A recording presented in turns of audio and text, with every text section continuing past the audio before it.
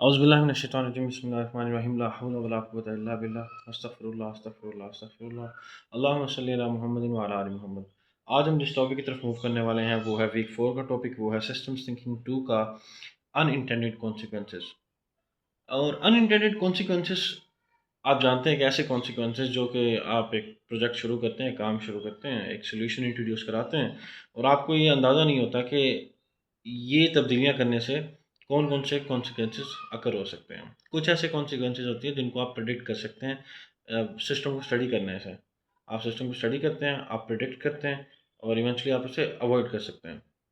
But due to lack of advancement of science or understanding of a particular mechanism in a present time, we cannot predict uh, the problem that could come up if we introduce a new solution.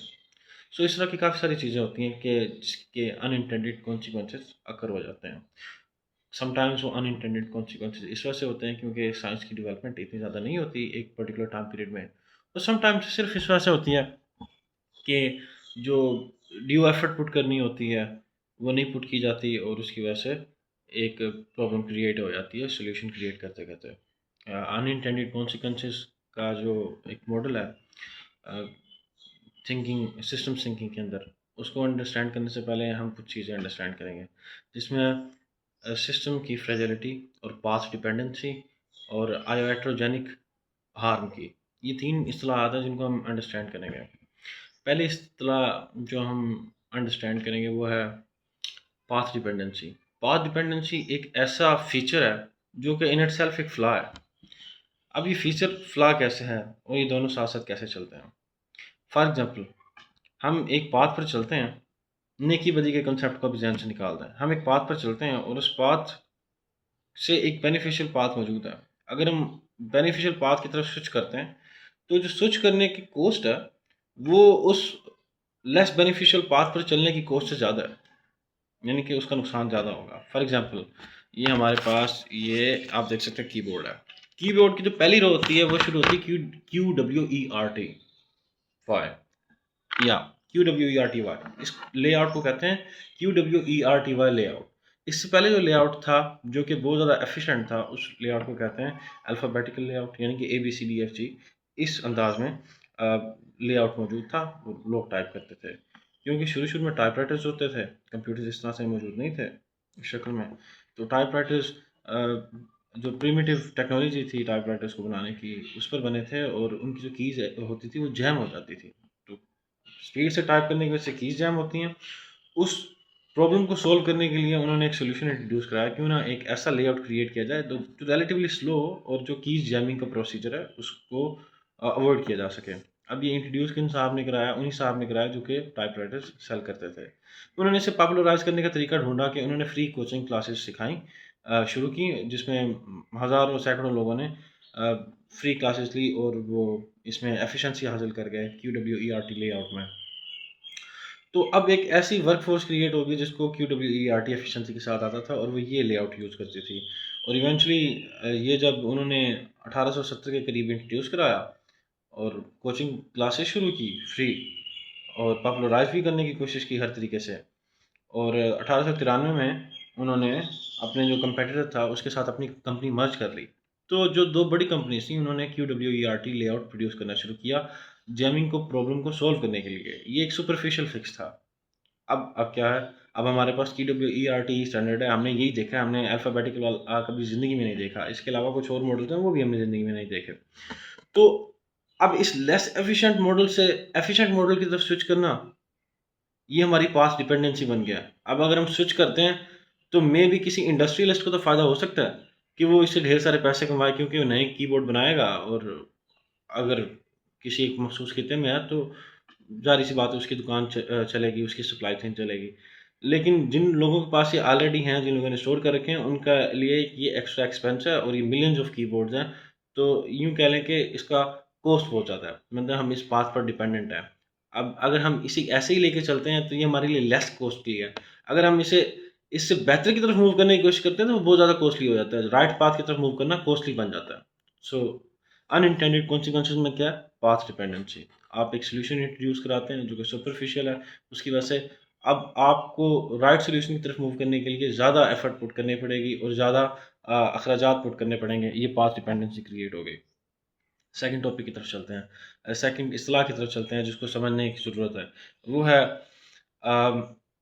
System efficiency, systematic fragility. Systematic fragility में क्या होता है कि system का एक ऐसा feature है ये कि जो सिस्टम को बहुत ज़्यादा एफिशिएंट चलाता है नॉर्मल डेज़ के अंदर, लेकिन जैसे थोड़ा सा प्रेशर आता है और ये चीज़ सिस्टम की सबसे बड़ी खराबी, सबसे बड़ा ब्लॉकर बन जाता है। मिसाल के तौर पे एग्जांपल लीजिए कि ऐसे सप्लाई चेन की जिसमें प्रोडक्ट को प्रोड्यूस किया जाता है और शिप कर दिया जाता है, सप्लाई कर दिया जाता है। ये सप्लाई चेन, ये कितना एफिशिएंट है? ये सिस्टम की फ्रेजिलिटी है।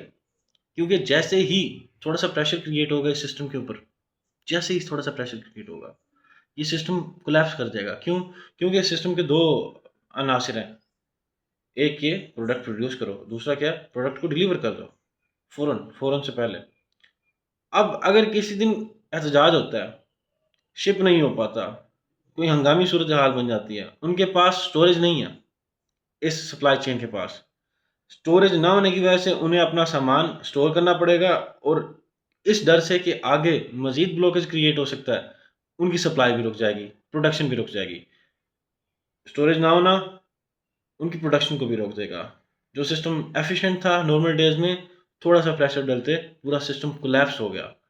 मतलब एक तो मसला ये था ना कि सामान कहाँ स्टोर करें, दूसरा मसला ये क्रिएट होगा कि अगर हम सामान दोबारा क्रिएट कर देते हैं और आगे सप्लाई का रास्ता नहीं है, तो हमारे पास स्टोरेज के लिए यूँ डबल रिक्वायरमेंट हो जाएगी और हमारे पास स्टोरेज है भी नहीं, तो हमें प्रोडक्शन भी रोकनी होगी। दो प्रॉब्लम्स हो गई। सो हमने दो इस्लाहत कवर कर ली, एक है सिस्टम की फ्रेजिलिटी और है पाथ डिपेंडेंसी। और तीसरी की तरफ चलते हैं, आयोएट्रोजेनिक हार्म। एक ऐसा हार्म कि एक ऐसी दवा जो कि शिफा की बजाय वबा बन जाए। ये एक मेडिकल इस्तेलाह है, आयोएट्रोजेनिक हार्म। इसमें क्या होता है कि एक दवाई दी जाती है मरीज़ को, एक मेडिकल प्रोसीजर अडॉप्ट किया जाता है, एक रास्ता चुना जाता है मरीज़ की सेहतयाबी के लिए और वो मरीज़ के लिए मज़ीद वबाल बन जाता है। मिसाल के तौर पे कॉमन मिसाल जो आप सबको पता होगी वो है एंटीबायोटिक्स। मिसाल लीजिए कि एक डॉक्टर के पास मरीज़ जाता है डायग्नोस्टिक के लिए। उस डायग्नोसिस में डॉक्टर साहब 7 मिनट से ज़्यादा नहीं लगाते ऑन एवरेज। तो उसको ग्रीन म्यूकस भी है, उसको खांसी भी है, उसको फ़ीवर भी है मरीज़ को। तो अब ये बैक्टीरियल इन्फेक्शन भी हो सकता है और वायरल इन्फेक्शन भी हो सकता है, क्योंकि मरीज़ को शिफा चाहिए। और जो ट्रू रिज़ल्ट्स हैं वो 48 आवर्स में आएँगे अगर बाकायदा चेकअप करवाया जाए सैंपल्स लेकर। तो उस चीज़ को स्पीड अप करने के लिए एंटीबैक्टीरियल्स दे दिए जाते हैं मरीज़ को।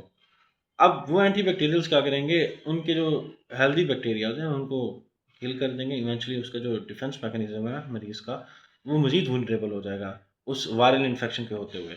सो वो जो दवा थी, वो पुअर प्रोसीजर की वजह से, टाइम प्रेशर की वजह से, पुअर डायग्नोसिस की वजह से वबा बन गई।